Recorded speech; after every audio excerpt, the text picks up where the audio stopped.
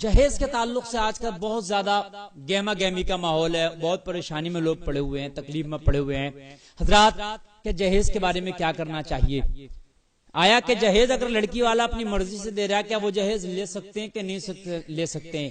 اگر لڑکی والا اپنی مرضی سے جہیز دے رہا تو کیا وہ جہیز لینا جائز ہے کہ ناجائز ہے؟ اس تعلق سے بھی انشاءاللہ میں اس ویڈیو میں آپ کو بتاؤں گا اور اس کلپ میں آپ کو بتاؤں گا۔ لیکن یہاں پر ایک بات کا خاص خیال رکھیں کہ آپ جہیز کی نیت رکھ کر کے آپ خالص یہ نیت رکھ کے آپ جہیز کی اگر آپ شادی کر رہے ہیں تو یہ غلط ہے، کیونکہ شریعت میں جو آیا ہے سب سے پہلے آپ جو ہے اس کا آپ حسب و نسب دیکھیں، پھر یہ دیکھیں اس کا تقوی دیکھیں کہ اس کا حسب و نسب ٹھیک ہو، لڑکی نیک ہو، متقیہ ہو، پرہیزگار ہو، سمجھے؟ اور پھر اس کا دیکھیں آپ کہ یہ اولاد جس سے زیادہ نسل کی افزائش زیادہ سے زیادہ ہو، کہ زیادہ جس سے اولاد بڑھنے کا جو ہے اندیشہ ہو اور یقین ہو، یہ چیز دیکھیں۔ مال سب سے لاسٹ میں ہے، اور مال نرے مال پہ شادی کرنا یہ کسی حد تک بھی روا نہیں ہے کہ آج جو شادیاں ہو رہی ہیں نرے مال پر ہو رہی ہیں، اور بڑی بڑی شادیوں کی ڈیمانڈیں کی جا رہی ہیں، بڑی بڑی نقدیوں کی ڈیمانڈیں کی جا رہی ہیں۔ آج لڑکی والے مجبور ہیں کہ ان کے پاس ابھی اتنا پیسہ، اتنی رقم نہیں ہے کہ وہ ان ڈیمانڈوں کو پورا کر دیں۔ خاص کر گاڑی کے نام پر 5 سے 10 لاکھ کی ڈیمانڈ کی جا رہی ہے، یعنی شادی کے جہیز میں ایک ہی آئٹم 5 سے 10 لاکھ کا ہے، جیسے گاڑی وغیرہ ہے، کتنا موٹا آئٹم ہو گیا۔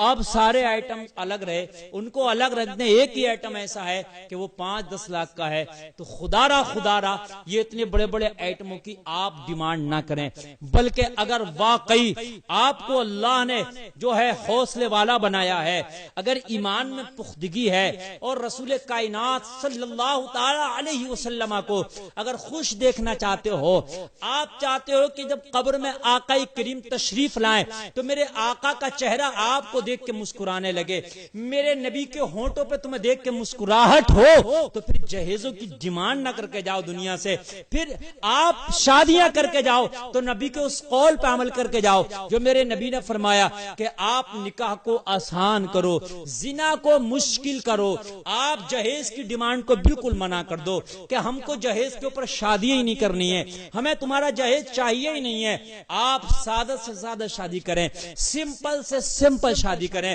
اگر اللہ چاہے گا تو شادی کے بعد اللہ تیری کمائی میں برکت دے دے گا، اللہ تیرے مال میں برکت دے دے گا۔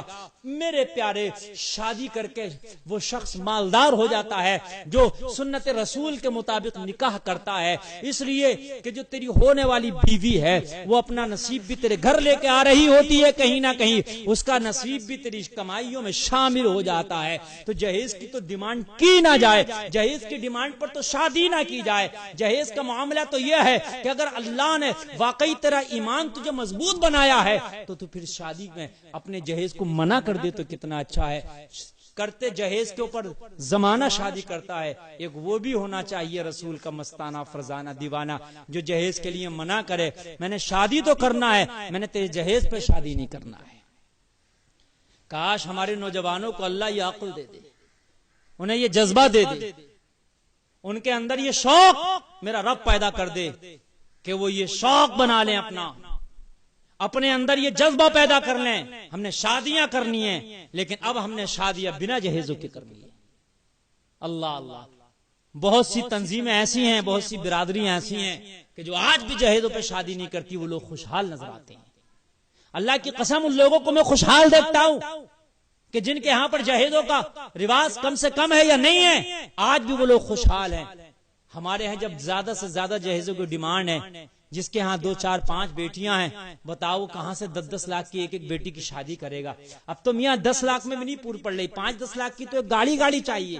اب تو 20 لاکھ چاہیے ایک بیٹی کی شادی کے لیے، معمولی سی بات ہو گئی ہے میرے پیارے. کہاں سے وہ لائے گا 5 بیٹیوں کے لیے 1 کروڑ روپیہ؟ مجھے بتاؤ.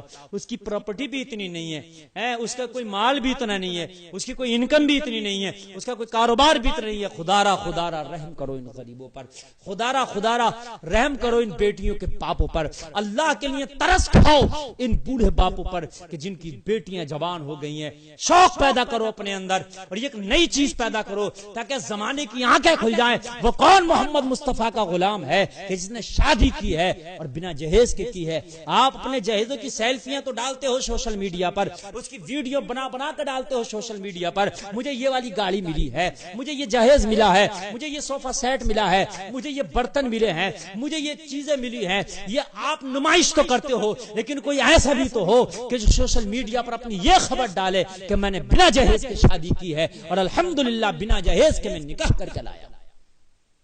کتنا اچھا ہمارے معاشرے سے یہ نیا پیغام جائے گا. یہ جہیز کی لعنت کو ہم نے اپنے پر مسلط کر لیا.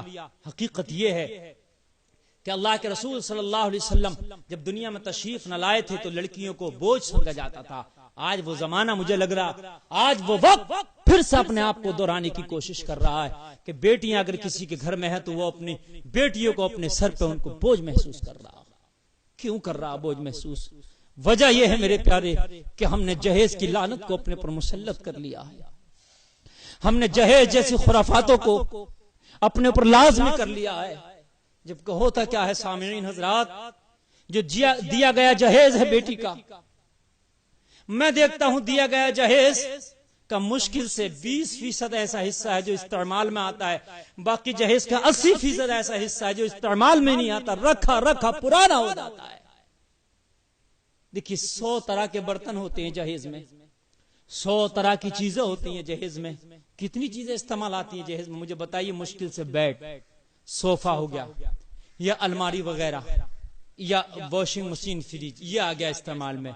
باقی جو سیٹ چل رہے ہیں 5-5 10-10 طرح کے سیٹ برتن کے، 10-10 طرح کے الگ الگ طرح کے برتن، پھر چھوٹی چھوٹی کس طرح کی مشینیں، پھر اتنی چادریں، اتنے گدے، اتنے لحاف، اتنی رضائیاں، اتنے جوڑے، اور اتنے یہ آئٹم، اتنے وہ آئٹم.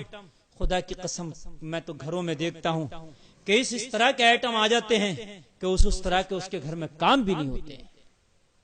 یہ جوس نکالنے کی مشین، یہ جوس کو جو ہے یہ اس طرح کی مشین، اس طرح کی مشین، پتہ چلا کہ اس کے گھر میں جوس نکلتا ہی نہیں ہے. سال بھر ہو جاتا ہے جوس پینے کا ہی نمبر نہیں آتا گھر میں. اللہ اکبر. کیوں تم نے بیٹی والوں پہ اتنا بوجھ بنا دیا میرے پیارے کہ اتنی طرح کی مشینیں، اتنی طرح کے ان برتنوں کی کیا ضرورت تھی؟ اگر جہیز دینا بھی ہے تو میں آپ کو بتاؤں گا، جہیز اگر لڑکی والا اپنی مرضی سے دینا چاہ رہا ہے، اس سے کوئی بوجھ نہ بنایا جائے، اس سے کوئی ڈیمانڈ نہ کی جائے، تو وہ جائز ہے جتنا وہ اپنی مرضی سے دے رہا ہے. اپنی مرضی سے وہ جو چاہے دے سکتا ہے، اور اس کی مرضی کا دیا ہوا جہیز اگر لڑکے والا اپنے گھر میں لے آئے تو وہ جائز ہے، وہ ناجائز نہیں ہے. لیکن لڑکی والے کو بھی چاہیے کہ اگر وہ جہیز دے رہا ہے تو پھر وہ اس کی نمائش نہ کرے اس جہیز کی. تیرے پاس تو دینے کا ہے معاملہ، تیرے پاس تو پیسہ ہے، تیرے پاس تو مال ہے، تو دے دے گا، لیکن تو اس کی نمائش کر رہا ہے. وہ نمائش کا اثر غریبوں پہ بھی پڑتا ہے، اس نمائش کا اثر غریبوں اور جو ہے کمزوروں پہ بھی پڑتا ہے، مفلسوں پہ بھی پڑتا ہے. پھر نمائش نہ کی جائے. اپنی مرضی سے جو دے رہا، ضروریات کا سامان دے، اس میں بھی خاص خیال رکھے کہ اس میں بھی شارٹ ہونا چاہیے، اس میں بھی قلت سے کام لینا چاہیے، اس میں بھی زیادتی کی طرف نہ جائیں، اس میں بھی ذرا طول نہ کریں، اس میں بھی لمبا چوڑا جہیز نہ کریں، کم سے کم کریں، دکھاوا نہ کریں. خاموشی سے لڑکے والے کے گھر بھیجا دیں. مختصر جو ضرورت میں آنے کی چیزیں ہیں، وہ بھی جو مالدار لوگ ہیں، پھر وہ بھی نمائش نہ کر کے دیں. بنا نمائش کے مختصر سا سامان، بنا دکھاوے کے، بنا سجائے، لڑکے والے کے گھر پر پہنچوا دیں. یہ لڑکے والا اس کو اپنے گھر لے جائے. لیکن ہمارے گھر کیا ہوتا ہے؟ وہ سامان سجتا ہے، ڈیکوریشن ہوتا ہے اس کا. پھر جتنے باراتی ہیں وہ دیکھتے ہیں، جتنے مہمان ہیں وہ دیکھتے ہیں، اور خواتین تو کھاتی کم ہے، دیکھتی زیادہ ہیں. تو اسی لیے بارات میں آتی ہے جہیز میں کیا کیا آئٹم ہے. پھر وہ ڈیمانڈیں کرتی ہیں، ہمیں یہ آئٹم بھی چاہیے، فلاں کے جہیز میں وہ آئٹم تھا، ہمیں یہ آئٹم بھی چاہیے، فلاں کے جہیز میں ہم نے دیکھا یہ نیا آئٹم تھا. اللہ اکبر. کبیرہ، اس سے آپ گریز کریں، اپنے آپ کو محفوظ رکھیں. کوئی اپنی مرضی سے اگر پیش کر رہا ہے وہ جائزہ لے سکتے ہیں، لیکن اس میں بھی اختصار ہونا چاہیے. اللہ تعالی ہمیں شریعت پہ عمل کی توفیق عطا فرمائے.